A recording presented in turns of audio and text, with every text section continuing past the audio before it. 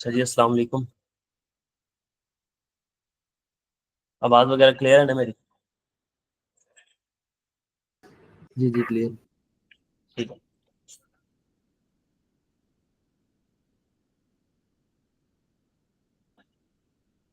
अच्छा, हमें पता था एसिड हमें जो फायदा देता है, जिसको हम कंट्रोल करते हैं कि एंटिटी उसकी लीगल ओनरशिप भी हो हमारे पास, उसको हम कहते हैं एसिड। फिर एसिड की हमने एक कैटेगरी पढ़ ली थी। एक करंट एसिड्स होते हैं और एक होते हैं नॉन करंट एसिड। तो हमारा अभी जो बेसिक हम पढ़ रहे थे ना, नॉन करंट एसिड्स को पढ़ रहे थे। फिर नॉन करंट एसिड्स में हमने जो पहला नॉन करंट एसिड पढ़ा था ना, वो था टेंजिबल नॉन करंट एसिड। उसके ऊपर IAS 16 अप्लाई होता है। ठीक है, हमने IAS 16 को अच्छे तरीके से देख लिया। फिर नॉन करंट एसेट्स में एक किस्म है इंटेंजिबल एसेट्स। इंटेंजिबल एसेट्स ऐसे एसेट्स होते हैं जिनको आप फिजिकल टच नहीं कर सकते। इसकी टेक्निकल डेफिनेशन हम दोबारा भी पढ़ेंगे कि वो ब्रॉडली इंटेंजिबल एसेट्स हमें क्या कहता है। तो नॉन करंट एसेट्स का हमारा टॉपिक चल रहा था। बेसिकली हम एसेट्स में नॉन करंट एसेट्स को पढ़ रहे थे। उसमें हमने टेंजिबल कवर कर लिया IAS 16 के अंडर, और हमने इंटेंजिबल कवर करना है आज के लेक्चर के अंदर। और इसके ऊपर जो IAS अप्लाई होता है उसका नाम है IAS 38। तो जो जो हमने चीजें IAS 16 के अंदर पढ़ी थी ना, revaluation model, cost model, disposal, और इसके अलावा डेप्रिसिएशन डेप्रिसिएशन के जितने मेथड थे वो सारे के सारे IAS 38 में अप्लाई होते हैं, सारे के सारे। तो जितनी मेहनत आपने IAS 16 में की है ना, बस उसकी 10% मेहनत आपको यहाँ करनी पड़ेगी, और ये आपका जो है ना IAS 38 कवर हो जाएगा। इसका ये मतलब है कि अगर आपने IAS 16 अच्छे तरीके से किया हुआ है ना, तो IAS 38 में आपको सिर्फ 10 से 15% मेहनत करनी पड़ेगी। कुछ नई बातें वो देखनी पड़ेंगी। बाकी ये बिल्कुल सिमिलर है किससे, IAS 16 से। IAS 16 उन इंटेंजिबल्स को, उन टेंजिबल एसेट को डील करता है। अगर मैं कहूँ तो उन नॉन करंट एसेट्स को डील करता है जो कि टेंजिबल है। टेंजिबल मतलब जिनको हम हाथ लगा के फिजिकली टच करके देख सकते हैं, और ऐसी एसिड जिनको हम हाथ लगा के फिजिकली टच करके नहीं देख सकते, तो वो इंटेंजिबल्स को डील करता है IAS 38। तो इसमें भी हम वही अपना स्कोप होगा हमारा, कि हमने इसमें क्या क्या पढ़ना है। क्या IAS 38 अप्लाई होता है इंटेंजिबल एसेट्स के लिए? अच्छा, हमने रिकॉग्निशन पढ़नी है कि पहली बार जब हम एसेट को खरीद के लेके आएंगे। इनिशियल रिकॉग्निशन का मतलब होता है कि जब पहली बार आप एसेट को खरीद के लेके आओ अपने पास, तो किताबों में कितने पे रिकॉर्ड करो, कैसे रिकॉर्ड करो। तो IAS 16 के अंदर हमने इसके रूल्स पढ़े थे कि हम उसकी परचेज प्राइस लेते हैं, नेट ऑफ ट्रेड डिस्काउंट लेते हैं। उसके अलावा हमने पढ़ा था कि हम सारी डायरेक्टली एट्रीब्यूटेबल कॉस्ट को लेते हैं। ठीक है, उसके बाद हमने पढ़ा था कि डिसमेंटलिंग कॉस्ट को भी हम ऐड कर देते हैं। तो वही इनिशियल रिकग्निशन जो हमने IAS 16 में पढ़ी थी, वो सारी की सारी एप्लीकेबल होगी यहाँ पे। लेकिन उसको हम एक बार फिर भी देख लेंगे। फिर उसके बाद हमारे सब्सिक्वेंट मेजरमेंट आ जाती थी। सब्सिक्वेंट मेजरमेंट का मतलब क्या होता था कि एक बार तो आप एसेट को खरीद के ले आए हो, आपने पहली बार अपने एसेट को किताबों में रिकॉर्ड कर लिया। लेकिन अब जब ईयर एंड आया आपका, 31 दिसंबर, 30 जून, आपका जो भी ईयर एंड आया, ईयर एंड के ऊपर आप एसेट को अपने पास कैसे रिकॉर्ड करोगे? तो IAS 16 में हम कैसे करते थे कि हम उसको कॉस्ट लेस एक्यूमुलेटेड डेप्रिसिएशन पे रिकॉर्ड करते थे, यानी बुक वैल्यू पे रिकॉर्ड करते थे, या फिर रीवैल्यूड अमाउंट पे रिकॉर्ड करते होते थे। तो मेथड थे हमारे पास, ये कॉस्ट मॉडल था। अगर आप कॉस्ट मॉडल को फॉलो कर रहे हो तो आप बुक वैल्यू पे रिकॉर्ड करोगे, और बुक वैल्यू कैसे निकलेगी, कॉस्ट लेस एक्यूमुलेटेड डेप्रिसिएशन। और अगर आप रीवैल्यूएशन मॉडल यूज कर रहे हो तो आप उसको लेटेस्ट रीवैल्यूड अमाउंट के ऊपर रखोगे। तो ये दो मेथड थे, इसमें भी सेम टू सेम वही दो मेथड इस्तेमाल होंगे, कॉस्ट मॉडल और रिवैल्यूएशन मॉडल। फिर अमोर्टाइजेशन। अमोर्टाइजेशन समझ लो आप डेप्रिसिएशन की बहन है। जो टेंजिबल एसेट्स होते हैं वो डेप्रिशिएट होते हैं, जो इनटेंजिबल एसेट्स हैं वो अमोर्टाइज होते हैं। फिर हम पढ़ेंगे इम्पेयरमेंट। इससे अगला स्टैंडर्ड जो हमने कल शुरू करना है ना, वो IAS 36 इम्पेयरमेंट है।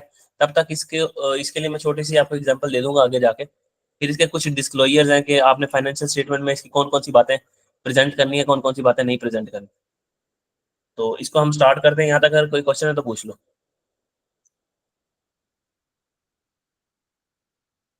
No sir. ठीक है।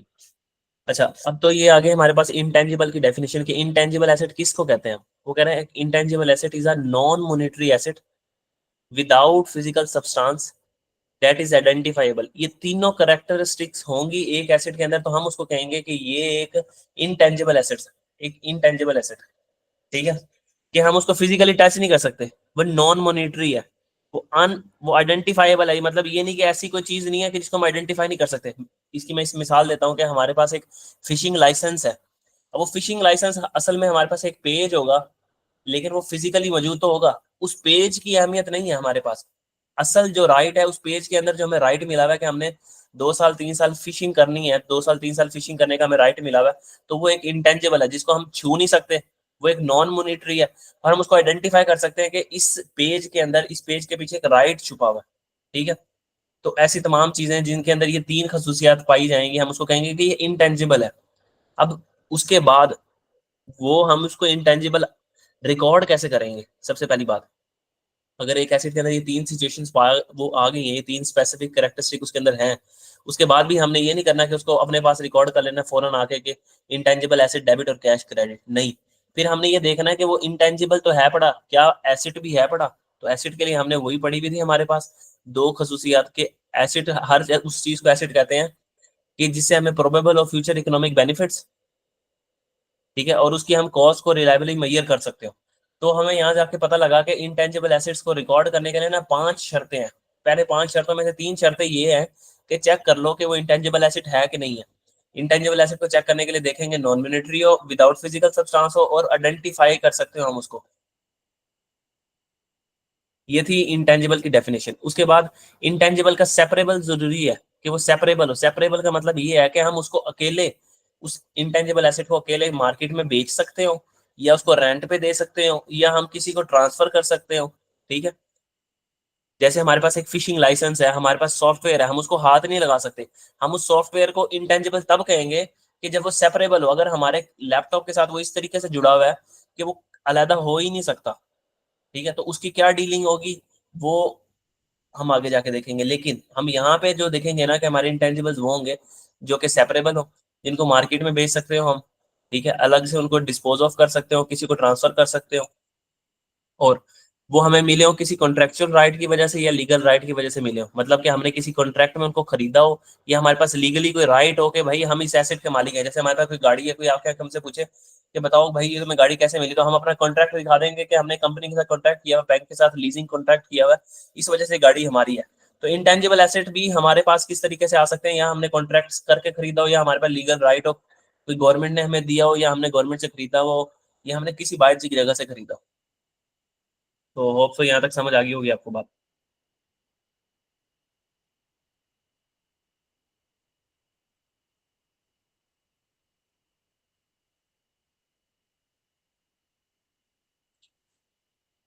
कोई क्वेश्चन है? नो। ठीक हो गया। अच्छा, अभी ये हमारा जो IS-38 है, ये तमाम इंटेंजिबल्स पे अप्लाई होता है, तमाम के तमाम इंटेंजिबल्स पे अप्लाई होता है, लेकिन इन वालों पे नहीं होता। तो गुडविल, ये गुडविल आपने पढ़ी होगी, जो कंसोलिडेशन के अंदर, कंसोलिडेशन की जो गुडविल है ना, उसके ऊपर हमारा जो इंटेंजिबल एसिड है ना, वो अप्लाई नहीं होता। IS-38 वो पूछ सकता है आपसे MCQ के अंदर, IS-38 किन किन के ऊपर अप्लाई नहीं होता। तो IFRS 3 जो है हमारा कंसोलिडेशन में, इसको हम दोबारा जाकर रिपीट भी कर लेंगे, ठीक है। और exploration and evaluation of asset IFRS 6 में अप्लाई नहीं होता। IFRS 9 अभी आपने पढ़ना है, इसमें अप्लाई नहीं होता। डेफर्ड टैक्स इस पे अप्लाई नहीं होता। लीजेस पे हमारा इंटेंजिबल एसेट अप्लाई नहीं होता। IS-19 पे हमारा अप्लाई नहीं होता। तो ये कुछ एक्सेप्शन है, ये आपने बस याद रख लेनी है, छोटी मोटी, रट्टा नहीं मारना, ध्यान में रख लेना। फिर आगे जी रिकॉग्निशन क्राइटेरिया। अब हमें पता लग गया कि एक एसेट हमारे पास हम खरीद के लेके आए हैं, एक सॉफ्टवेयर खरीद के लेके आए हैं, वो नॉन मॉनेटरी भी है, उसकी फिजिकल सब्सटेंस भी नहीं है, ठीक है, वो नॉन मॉनेटरी भी नहीं है, उसकी फिजिकल सब्सटेंस भी नहीं है, और वो आइडेंटिफाइबल भी है। अब क्या हम अपने पास उसको रिकॉर्ड कर लें? हाँ, उसको तब रिकॉर्ड करना जब प्रोबेबल हो कि फ्यूचर इकोनॉमिक बेनिफिट्स उससे आने हैं, जो एक एसिड की डेफिनेशन होती है। पहले आइडेंटिफाई कर लिया कि वो इंटेंजिबल है, फिर आइडेंटिफाई करो कि वो एसिड है, फिर उसकी कॉस्ट रिलायबली मैयर हो सकती है। जी, उसकी कॉस्ट रिलायबली मैयर है। वो सॉफ्टवेयर हम 200 रुपये का खरीद के लेके आए, 100 का खरीद के लाए हैं, 80 का खरीद के लेके आए, अब उसको अपने पास रिकॉर्ड कर लो। तो हम क्या करेंगे, सॉफ्टवेयर डेबिट, साथ सॉफ्टवेयर इंटेंजिबल एसिड डेबिट 200 से, और कैश क्रेडिट अपने पास। अब हम एंट्री रिकॉर्ड कर लेंगे।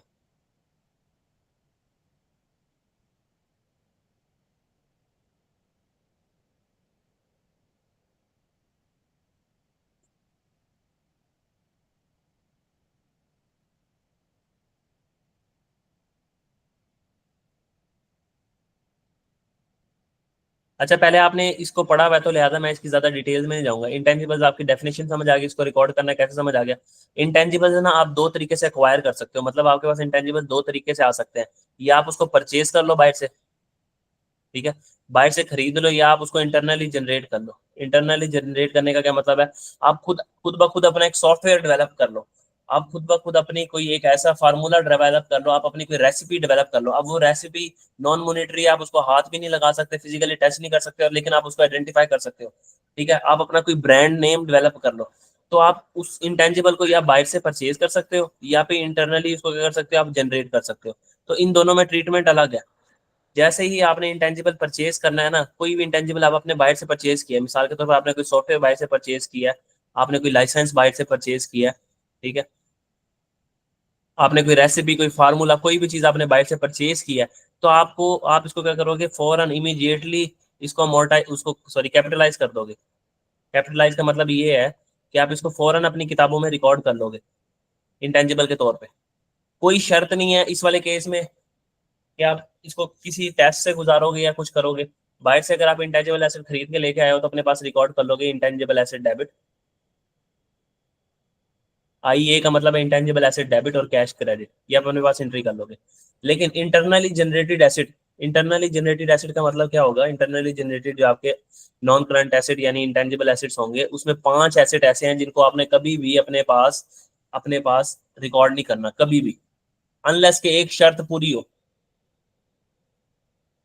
उसमें सबसे पहली चीज है कस्टमर लिस्ट,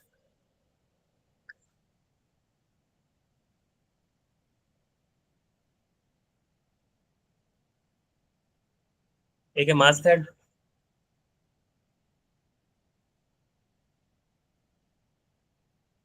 पब्लिशिंग टाइटल,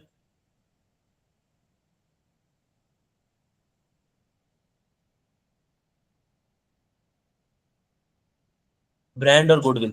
ये 5 चीजें हैं, अगर आप इनको इंटरनली जनरेट करते हो, मतलब कस्टमर लिस्ट, आप वो फॉर एग्जांपल सफायर वाले, ठीक है, आपने जब ये पहली बार सफायर की ब्रांच ओपन की थी, आप जे डॉट वाले आपने पहली बार ब्रांच ओपन की थी, तो आपके पास कस्टमर्स आते थे, आप उनके कस्टमर्स के नंबर ले लेते थे जब आप उनको कोई भी चीज सेल आउट करते थे। तो वो नंबर्स की सारी लिस्ट आपके पास बन गई है, 5-6 हज़ार कस्टमर्स की नंबर की लिस्ट आपके पास है।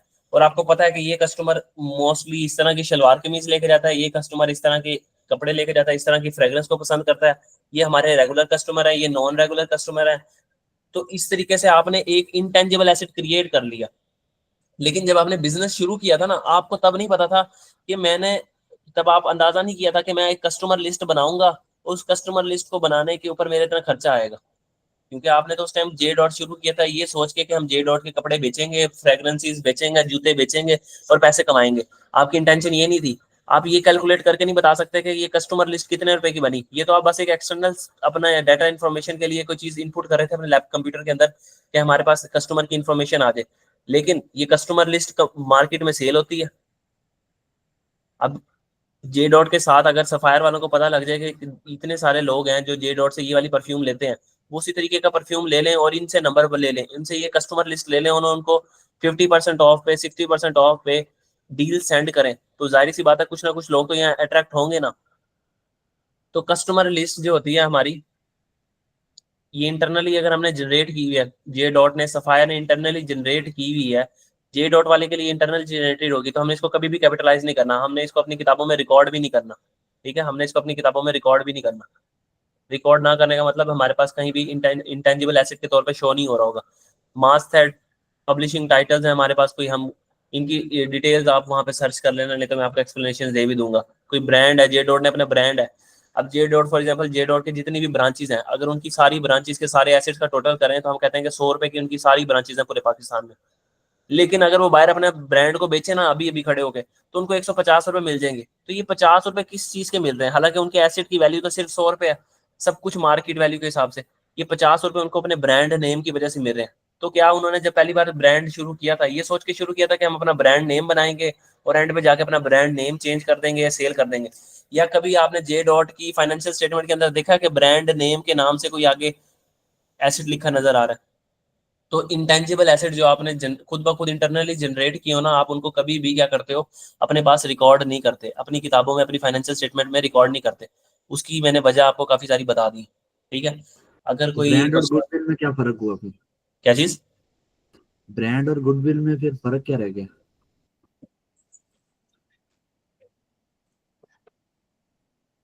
ब्रांड ये है कि तकरीबन ब्रांड और गुडविल, हाँ आप कह सकते हो कि बिल्कुल सेम है तकरीबन। गुडविल आपकी तकरीबन जो नेट एसेट्स है ना, उनकी जो वैल्यू लगती है मार्केट में, फॉर एग्जांपल मैंने जैसे बताया कि जे डॉट के जो नेट एसेट्स हैं 100 रुपए के हैं, लेकिन आपको कोई देने के लिए तैयार है 120 रुपए, तो वो 20 रुपए ज्यादा मिल रहे हैं आपको। ब्रांड भी यही होगा कि आपने अपना ब्रांड नेम सेल कर दिया। ब्रांड नेम और गुडविल में ये फर्क होगा कि नेट एसेट्स जो आपके 100 के हैं वो आपको 120 रुपए के सेल आउट होकर 20 रुपए का फायदा दे रहे हैं, लेकिन जे डॉट ने किसी को अपना वो इख्तियार दे दिया कि आप भी हमारी तरफ से एक ब्रांच खोल लो और हम हमारे ब्रांड नेम को यूज करके हमें ये पैसे देते रहना। तो वो ब्रांड नेम उन्होंने कितने का जनरेट किया, कोई पता है? ठीक है, ठीक है, समझ आ गया। तो अपने नाम पे जो पैसा कमा रहे हैं। तो इस पूरी डिस्कशन का मकसद ये था कि ये जो 5 चीजें हैं ना, ये हमारी फाइनेंशियल स्टेटमेंट के अंदर, उस कंपनी की फाइनेंशियल स्टेटमेंट के अंदर कभी भी नजर नहीं आ रही होंगी। कभी भी वो अपने पास ऐसे नहीं शो कर सकता कि नॉन करंट एसेट में ब्रांड शो कर रहा हूँ कि मेरा अपना ब्रांड है ना खुद का, जो मैंने इंटरनली जनरेट किया वो इतने का नजर आ रहा है। वो कभी भी ऐसे नहीं कर सकते। हाँ, ये जो सफायर वाले हैं, सफायर वाले अगर इनका ब्रांड नेम परचेज करते हैं जे डॉट से, या उनसे कोई उनसे कस्टमर लिस्ट परचेज करते हैं, तो सफायर वाले अपनी फाइनेंशियल स्टेटमेंट के अंदर, ये जो सफायर वाले हैं ये अपनी फाइनेंशियल स्टेटमेंट के अंदर क्या करेंगे, नॉन करंट एसेट में जाके कस्टमर लिस्ट शो करेंगे कि हमने जे डॉट वालों की कस्टमर लिस्ट 200 रुपए में खरीदी है। लेकिन जे डॉट वाले कभी भी यहाँ पे कस्टमर लिस्ट अपने पास शो नहीं करेंगे। उनको पता ही नहीं कस्टमर लिस्ट कितने की बनी है। इनको तो पता है कि हमने जे डॉट से 200 की खरीदी है। तो क्लियर होगी चीज ये? तो इसका मतलब हम ये कह सकते हैं कि इंटरनली कोई भी इंटेंजिबल हम क्रिएट करें तो वो रिकॉर्ड नहीं कर सकते। हाँ बिल्कुल कह सकते हैं कि हमने अगर कोई भी इंटेंजिबल एसेट इंटरनली जनरेट किया ना, तो हम उसको रिकॉर्ड नहीं करेंगे। लेकिन यही 5 चीजें अगर हम किसी बंदे से खरीद लेना, तो इसको हम अपने पास रिकॉर्ड करेंगे। जैसे कि सफायर वालों ने कस्टमर लिस्ट परचेज की जे डॉट की, तो अपने पास रिकॉर्ड करेगा। लेकिन अगर सफायर वालों ने खुद कस्टमर लिस्ट बनाई होगी तो वो रिकॉर्ड नहीं करेगा। सफायर वाले अगर गुडविल खरीद रहे हैं इसकी, तो अपने पास रिकॉर्ड करेंगे, लेकिन कभी भी अपनी गुडविल को किताबों में शो नहीं करेंगे।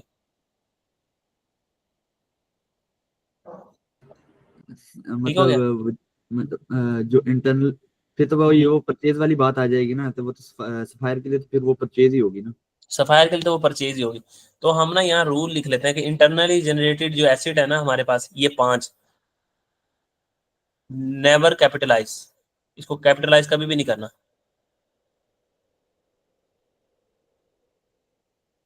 Unless it is purchased.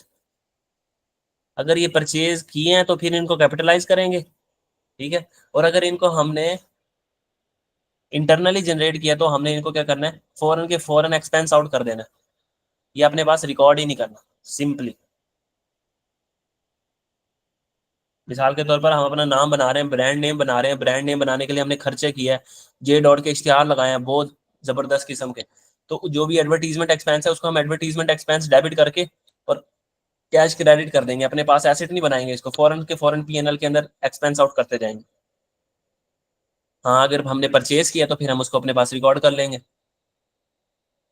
अच्छा, अब आती है इसके बाद हमारी ना मेजर डिस्कशन जो इस एरिया में से ना टेस्ट होती है।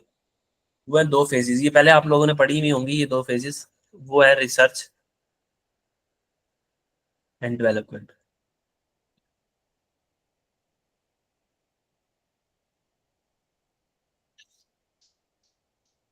एक कंपनी है ना, वो कोई भी अगर फॉर एग्जांपल एक सॉफ्टवेयर बनाना चाहती है या वो एक गाड़ी बनाना चाहती है, ठीक है, गाड़ी के लिए उसको सबसे पहले क्या करना पड़ेगा, एक ना मॉडल बनाना पड़ेगा उसको, एक छोटा सा आप कह सकते हो पायलट प्लांट सा बनाना पड़ेगा या एक प्रोटोटाइप बनाना पड़ेगा।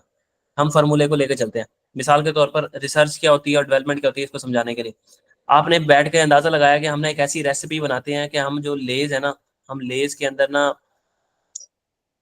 कोई फ्लेवर डालते हैं, जैसे कोई कौन सा फ्लेवर नहीं है लेज के अंदर अभी तक, कोई भी रैंडम फ्लेवर बताओ जो लेज के अंदर नहीं है।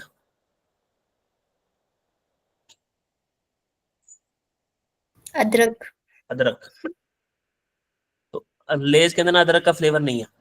तो हमने अपनी टीम को ना एक टास्क असाइन किया कि हमने ना अगले महीने ना या 1 साल के बाद ना हमने एक ना फार्मूला या हमने एक रेसिपी ऐसे बनानी है जिसके अंदर लेज के अंदर ना अदरक का फ्लेवर निकालना है हमने।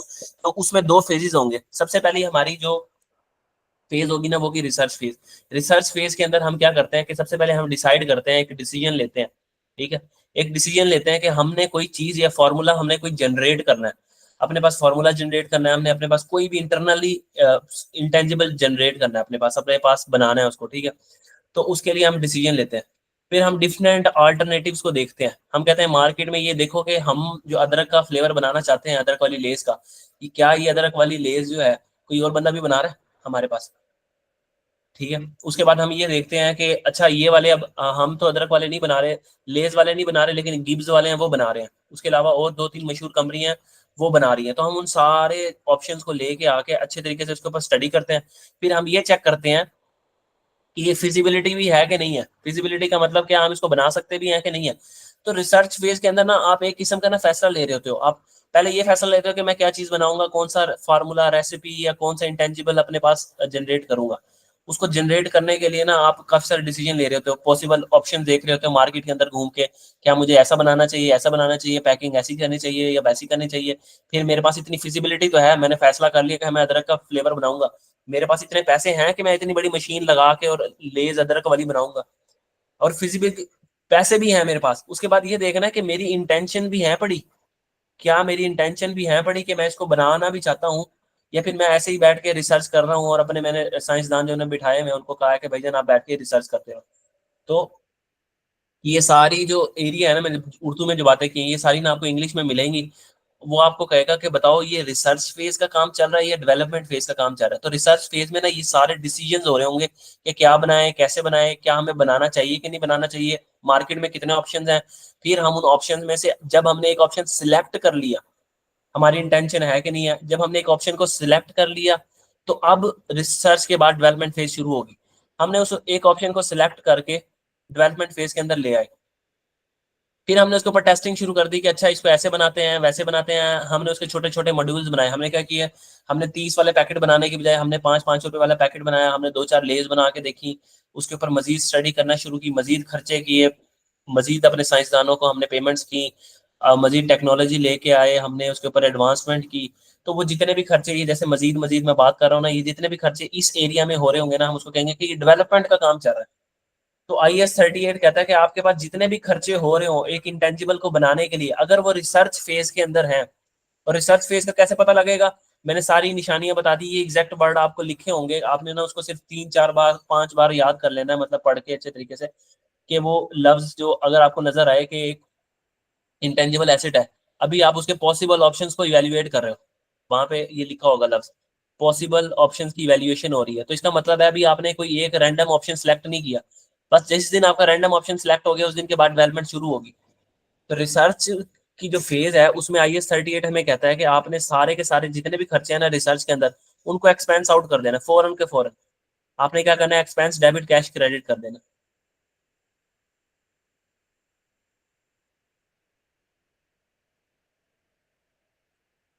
लेकिन जैसे ही आपका एक इंटेंजिबल रिसर्च की फेज को क्रॉस करके डेवलपमेंट की फेज पे आ गया। अब हम अदरक वाली लेस बना रहे थे, हमें बनाते हुए हमने यकम जनवरी 2001 को काम शुरू किया था, 2001 को रिसर्च शुरू की थी, और हमारे पास यकम अप्रैल 2001 को डेवलपमेंट शुरू हो गई है। तो 2000 यकम जनवरी 2001 से लेके जनवरी फरवरी मार्च, ये 3 महीनों में जितना भी खर्चा हुआ होगा ना, 3 महीनों में जितना भी खर्चा होगा उस सारे को हमने क्या कर देना, एक्सपेंस आउट कर देना, एक्सपेंस डेबिट कैश क्रेडिट कर देना। और इसके बाद जो डेवलपमेंट में खर्चा हुआ है उसके लिए जो IS-38 ने बताया है कि अगर डेवलपमेंट, 2 तरह की डेवलपमेंट होंगी आपके पास,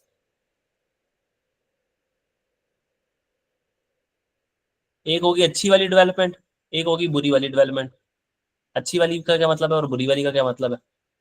अच्छी वाली का मतलब है कि स्टैंडर्ड ने हमें 6 क्राइटेरिया दे दिए हैं, अगर वो 6 क्राइटेरिया मीट हो रहे हैं, वो 6 क्राइटेरिया मीट हो रहे हैं डेवलपमेंट के दौरान, तो आप कहोगे कि ये डेवलपमेंट है ना, अच्छी वाली डेवलपमेंट है।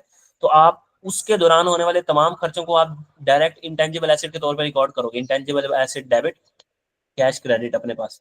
लेकिन अगर बुरी वाली डेवलपमेंट है, बुरी वाली डेवलपमेंट का मतलब ये है कि उसमें 6 क्राइटेरिया जो आपके हैं ना वो मीट नहीं हो रहे, और वो 6 क्राइटेरिया क्या है वो हम पढ़ लेते हैं बाद में जाकर।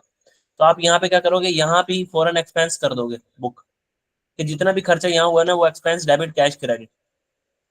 अच्छा, इसका मतलब पता क्या, इसका मतलब ये है कि आपने एक रिसर्च करना शुरू की। अब हमारा जो स्टैंडर्ड है ना उसको पता नहीं है कि आप लोग वाकईतन इस एसिड बनाना भी चाहते हो या फजूल में बैठ के अपना टाइम पास कर रहे हो। तो साइंसदान कहता है कि भाई रिसर्च जब भी आप कर रहे हो ना, तो मुझे ऐसा लग रहा है कि आप ना फजूल टाइम पास कर रहे हो, तो आप ना अपने पास एसिड को रिकॉर्ड ना करो, आपकी इंटेंशन ही नहीं एसिड बनाने की, तो जो भी खर्चा कर रहे हो उसको एक्सपेंस डेबिट कैश क्रेडिट कर दो। हमने कहा नहीं नहीं साइंसदान, देखो हमने इतने टाइम रिसर्च कर लिया, अब हम डेवलपमेंट फेज में आ गए और जो 6 क्राइटेरिया आपने बताया हमने उनको भी मीट कर लिया, या हमने उनको मीट नहीं किया। तो साइंसदान ने कहा हाँ अब आप डेवलपमेंट फेज में आ गए हो, तो डेवलपमेंट फेज में आके मुझे लगता है कि अब आपके ना नीयत है एसिड बनाने की, लेकिन अभी भी मैं आपको एसिड रिकॉर्ड नहीं करने दूंगा, इंटेंजिबल एसिड। आप तब रिकॉर्ड करोगे जब मुझे लगेगा कि आपने 6 क्राइटेरिया मीट कर लिए हैं। जब आप ये 6 क्राइटेरिया के ऊपर पूरे हो गए ना, पूरे उतरे, तो मैं कहूंगा कि हाँ आप वाकईतन आप इंटेंजिबल एसिड बनाना चाहते हो। अब जितना भी खर्चा कर रहे हो उसको इंटेंजिबल एसिड के तौर पर रिकॉर्ड करो और अपने नॉन करंट एसिड में इसी इंटेंजिबल को शो करो। लेकिन अगर आपने 6 क्राइटेरिया मीट नहीं किए, तो मैं फिर यही कहूंगा कि आप मुझे पागल बना रहे हो, और जितना भी आपने खर्चा किया ना आप उसको एक्सपेंस बुक करो, उसको आप एसिड नहीं बुक कर सकते अपने पास। तो ये सारी इसकी लॉजिक थी। कोई बात समझ ना आई हो तो पूछ लो।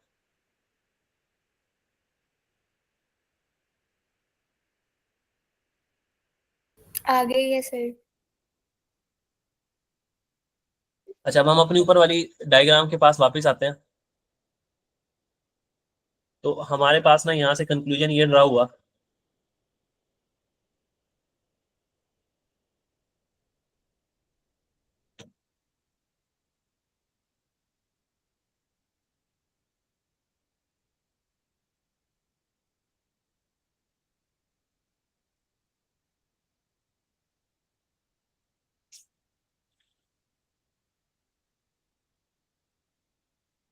हमारे पास एक कंक्लूजन ये ड्रा हुआ कि जो हमारे इंटेंजिबल एसिड्स है ना, वो दो तरह के हो सकते हैं। हमने उसको परचेज किया होगा, या हमने उसको आईजी का मतलब है इंटरनली जनरेट किया होगा। अगर हमने उसको परचेज किया तो हम उसको फौरन कैपिटलाइज कर देंगे। ठीक है, कैपिटलाइज करने का मतलब है इंटेंजिबल एसिड के तौर पे रिकॉर्ड कर देंगे। हम अपने पास एंट्री कर लेंगे इंटेंजिबल एसिड डेबिट और कैश क्रेडिट या पेएबल क्रेडिट, जो भी हो। लेकिन अगर हमने इंटरनली जनरेट किए हैं, तो वो जो 5 चीजें हैं, उन 5 चीजों में brand, mastered, publishing title, goodwill और कस्टमर लिस्ट, वो जो 5 चीजें हैं हमने उनको कैपिटलाइज नहीं करना अनलेस दे आर परचेज्ड। ठीक है, जब तक अगर वो अगर परचेज की हुई है तो फिर हम क्या करेंगे, उनको फौरन कैपिटलाइज कर देंगे। लेकिन अगर हमने उनको इंटरनली जनरेट किया हुआ है,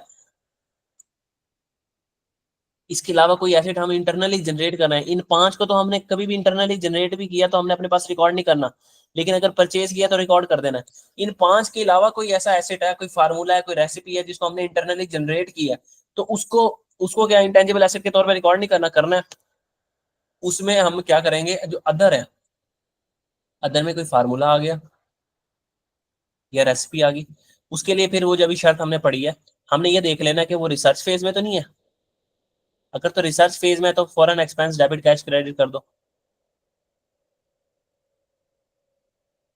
ठीक है, फिर वो रिसर्च फेज में नहीं, वो डेवलपमेंट फेज में है। डेवलपमेंट फेज में फिर आपने देख लेना कि वो 6 क्राइटेरिया को मीट कर रहा है, 6 क्राइटेरिया को मीट कर रहा है, या 6 क्राइटेरिया को मीट नहीं कर रहा। ठीक है, यहाँ पे 6 क्राइटेरिया को मीट कर रहा है, तो आपने क्या करना है, उसको कैपिटलाइज कर दो। कैपिटलाइज का मतलब इंटेंजिबल एसेट को रिकॉर्ड कर लो अपने पास, इंटेंजिबल एसेट डेबिट करके, कैश क्रेडिट करके। लेकिन अगर वो 6 क्राइटेरिया को मीट ही नहीं कर रहा, तो आपने क्या करना है, उसको फॉरन एक्सपेंस आउट कर देना, एक्सपेंस डेबिट और कैश क्रेडिट कर देना। तो ये जी आपकी टोटल समरी थी अभी तक जो हमने पढ़ा है। इसमें कोई चीज समझ ना आई हो तो पूछ लो। 5 चीजों को आपने इंटरनली जनरेट किया तो कभी भी कैपिटलाइज नहीं करना, अगर आपने परचेज किया तो कैपिटलाइज कर लो।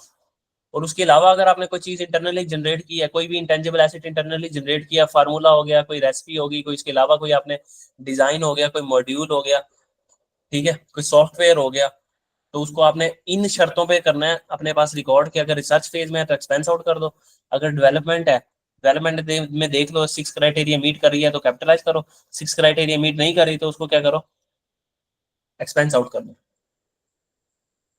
कोई क्वेश्चन है यहाँ तक तो पूछ लो। No sir. ऑन कोई क्वेश्चन है? नो। ठीक, अब हम ऊपर आते हैं और इसको जितना मैंने बताया ना इसको पढ़ते जाते हैं।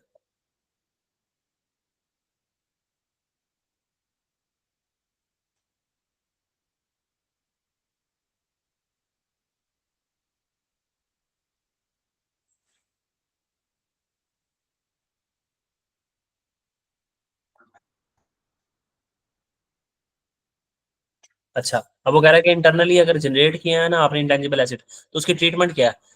ट्रीटमेंट के लिए आपको देखने से पहले ये देखना पड़ेगा कि वो क्या रिसर्च फेज का खर्चा है या डेवलपमेंट फेज का खर्चा है। वो कह रहा है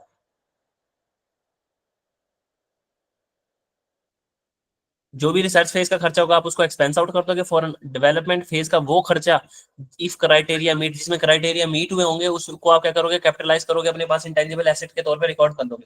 और वो डेवलपमेंट के 6 क्राइटेरिया हैं क्या, ये आपको याद करने की बिल्कुल भी जरूरत नहीं है, वो आपको पेपर में सिर्फ बता देगा, वो आपको सिर्फ बता देगा पेपर में कि 6 क्राइटेरिया इस दिन मीट हुए थे।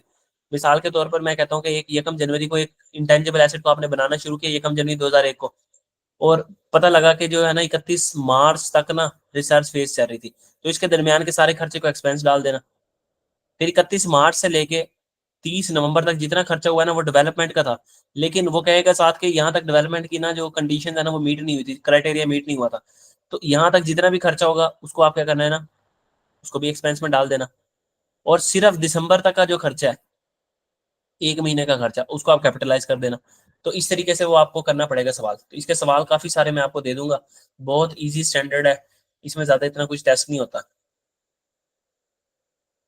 अच्छा, अब वो डेवलपमेंट की जी 6 क्राइटेरिया है क्या? Technical feasibility of completing the acid. आपके पास भाई टेक्निकल फिजिबिलिटी है, आपकी नीयत है कि आप उसको वाकईतन सॉरी नीयत कह रहा हूँ, आपके पास टेक्निकली फिजिबिलिटी है, मतलब आपके पास इतने रिसोर्सेज हैं पड़े कि आप उस एसिड इंटरनली जनरेट कर सकते हो एसिड को।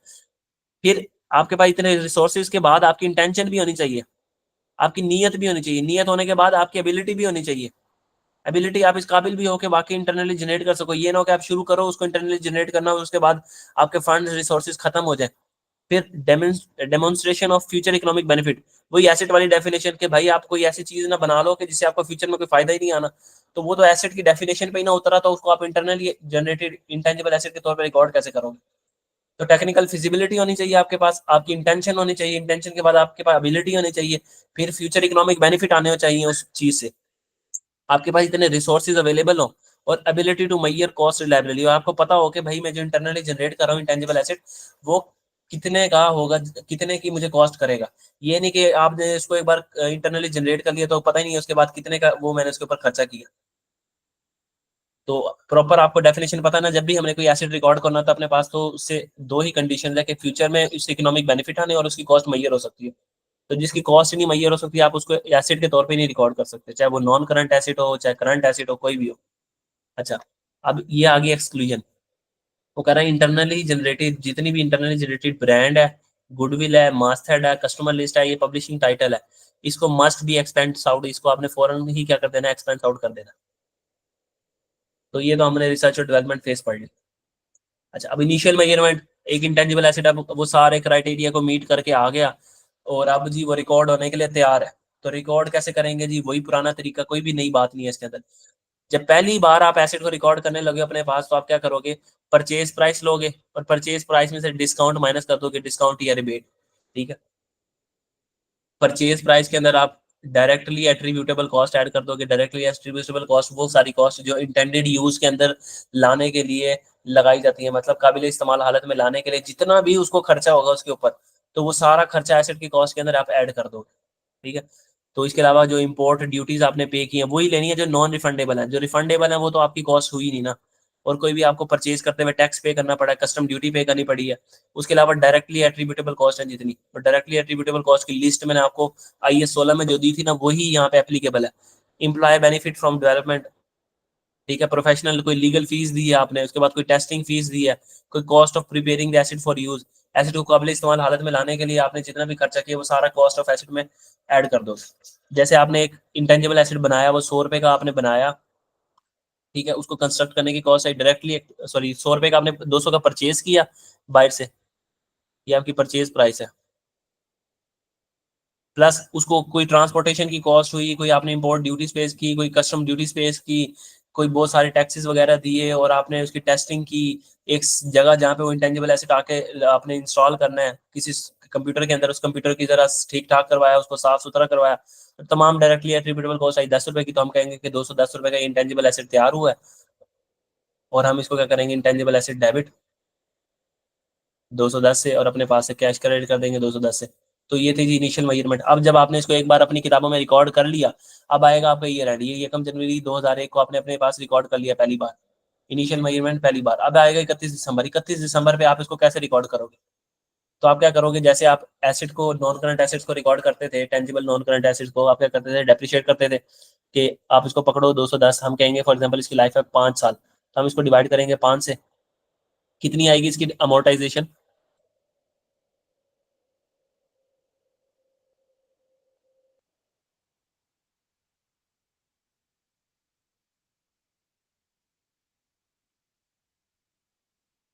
Forty two. तो हमने क्या करना है, इसको डिवाइड करना है 5 से, तो इसका जवाब आ जाएगा 42। हम क्या करेंगे, अमोर्टाइजेशन एक्सपेंस डेबिट अपने पास, और एक्यूमुलेटेड अमोर्टाइजेशन क्रेडिट। जैसे वहाँ एक्यूमुलेटेड डेप्रिसिएशन करते थे, यहाँ एक्यूमुलेटेड अमोर्टाइजेशन 42 से। तो अब हमारे पास 31 दिसंबर 2001 के ऊपर जो है फाइनेंशियल स्टेटमेंट के अंदर, यानी बैलेंस शीट के अंदर, जो इन नॉन करंट एसेट में इंटेंजिबल नजर आ रहा होगा, वो कितने पे नजर आ रहा होगा? 210 माइनस 42, यानी बुक वैल्यू पे नजर आएगा ना वो। जी। वही सारी ट्रीटमेंट जो आपने नॉन करंट एसेट्स के साथ की है, वही सारी ट्रीटमेंट इसके साथ करनी है आपने। That's it. 6। ठीक है, ये इंटेंजिबल एसेट नाम चेंज हो गया सिर्फ। तो सब्सिक्वेंट मेजरमेंट में ये कॉस्ट मॉडल था, जैसे वहां पे कॉस्ट मॉडल था, कॉस्ट मॉडल कहता था कॉस्ट लेस एक्यूमुलेटेड डेप्रिसिएशन पे बुक करो, तो ये कॉस्ट, और ये इसकी आज तक की एक्यूमुलेटेड अमोर्टाइजेशन। वो कहता था कॉस्ट लेस एक्यूमुलेटेड डेप्रिसिएशन पे करो, ये कहता है कॉस्ट लेस एक्यूमुलेटेड अमोर्टाइजेशन पे करो। अच्छा आगे चलते हैं। वो कह रहा है कि इनिशियल मेजरमेंट वाले दिन आपने ये चीजें नहीं लेनी, ट्रेनिंग कॉस्ट आपने नहीं लेनी। ट्रेनिंग कॉस्ट की मैंने वहां भी वजह बताई थी कि आप जिन भी एम्प्लॉय को ट्रेन कर रहे हो, मिसाल के तौर पर आपने इंटेंजिबल एसिड इंस्टॉल करवा रहे हो, और आपने अपने अपने कस्ट वो जो है एम्प्लॉयज उनको ट्रेन किया कि भाई ये तुमने सॉफ्टवेयर चलाना है, हम ये नया सॉफ्टवेयर इंस्टॉल करवाया, तो क्या पता वो एम्प्लॉय आपको छोड़ के चला जाए। स्टैंडर्ड कहता है भाई वो इस एम्प्लॉय के ऊपर आपके पास कोई रिस्ट्रिक्शन नहीं है, आप उसको पकड़ के नहीं बैठ सकते एम्प्लॉय को। तो एम्प्लॉय को जो ट्रेन करने की कॉस्ट आई है, आपने कभी भी कॉस्ट ऑफ एसिड को इनिशियली जो आप मेजरमेंट में कैपिटलाइज नहीं करोगे इसको। आप खर्चे कर रहे हो कि भाई हमने सॉफ्टवेयर लगवा लिया, हम अपने एडवर्टीजमेंट कर रहे हैं, प्रमोशन कर रहे हैं, तो एडवर्टीजमेंट करने का ये मतलब तो नहीं है कि आपको कस्टमर आएंगे ही आएंगे वो देखने के बाद आपके पास। कोई एडमिन और जनरल ओवर एड्स हैं, ये तो जनरली हो रहे हैं, डायरेक्टली एट्रीब्यूटेबल खर्चा नहीं है, इनमें से कोई खर्चा भी डायरेक्टली एट्रीब्यूटेबल नहीं है। डायरेक्टली एट्रीब्यूटेबल मतलब कि एसेट हो तो वो खर्चा हो, एसेट ना हो तो वो खर्चा ना हो। स्टार्टअप कॉस्ट होगी, रिलोकेशन कॉस्ट होगी, और ऑपरेटिंग लॉस। आपने वो इंटेंजिबल एसेट अपने पास इंस्टॉल किया, सॉफ्टवेयर इस नियत इनसे इंस्टॉल किया था कि आपके पास कस्टमर आएंगे। अब वो सॉफ्टवेयर इंस्टॉल करने के बाद जो 3 महीने है ना, अगले 3 महीने आपके पास लॉस होता रहा, लॉस लॉस, क्योंकि आपने बहुत सारा खर्चा कर दिया, 22 से 200 मिलियन का आपने सॉफ्टवेयर ला के इंस्टॉल कर दिया, लेकिन आपके पास कस्टमर बढ़े ही नहीं, कोई कस्टमर आया ही नहीं आपके पास। तो वो कह रहे हैं कि अब जो इनिशियल आपको लॉस आ रहे हैं ना ऑपरेट करने की वजह से, तो आपने ये नहीं करना कि भाई हमने इंटेंजिबल एसेट को अपने पास इंस्टॉल किया तो अब हम इसका जो लॉस है ना इसको माइनस कर लें, या इसको एसेट की कॉस्ट के अंदर ऐड कर दें। क्योंकि अगर ये एसेट की कॉस्ट के अंदर जमा हो गया तो फिर ये अमोर्टाइज भी होगा, और जब ये अमोर्टाइज होगा तो ये पीएनएल में एक्सपेंस के तौर पर माइनस भी होता जाएगा जाके। तो ये नहीं करना।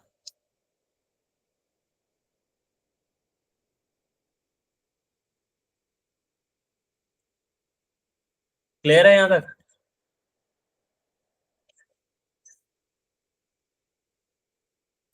जी सर। ठीक है, अब आगे जी हमारे पास कॉस्ट। एक सेकेंड।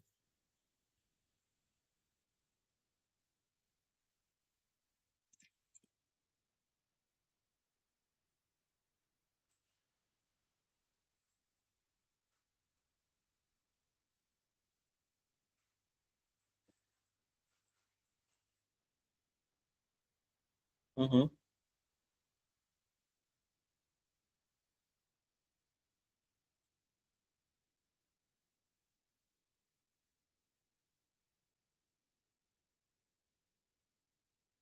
चलो ठीक। एक मिनट recording होता है।